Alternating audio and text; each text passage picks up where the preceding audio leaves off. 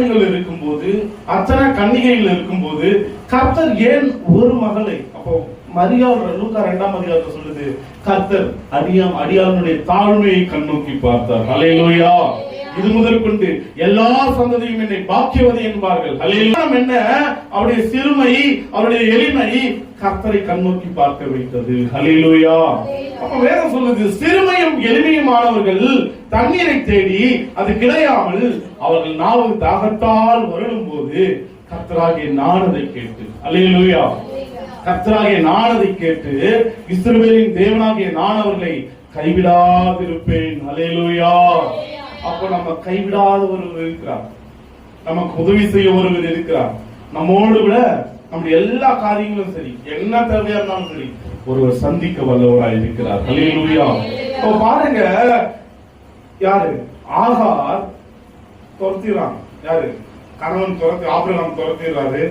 வனாந்திரத்துல அந்த அம்மா வருது, துருத்தியில கொண்டு வந்து தண்ணி திறந்து போச்சு, இடம் என்ன பண்றதுன்னு தெரியல.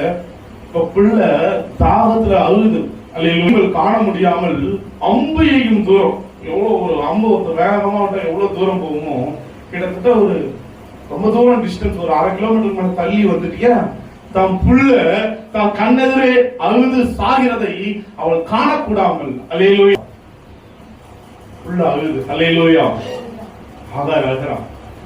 பாருங்க, கர்த்தர் ஆகாருடைய கண்ணீரை கண்டவர். ஹல்லேலூயா.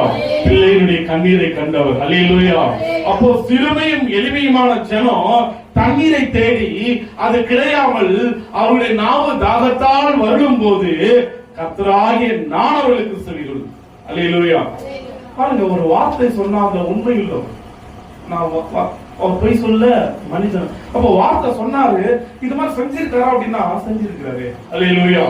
அவருக்கு நாவு தாவத்தால் வரலும் போது என் பிள்ளை சாக போகுது, நான் என்ன பண்ண போறேன்னு தெரியலையே, ஐயோ என் கண் முன்னாடியே என் பிள்ளை சாக போகிறது என்று அவள் கண்ணீரோடு கதறும் போது தானே கர்த்தர் ஆகாருடைய கண்களை திறந்தார் என்று வேதம் சொல்லுது.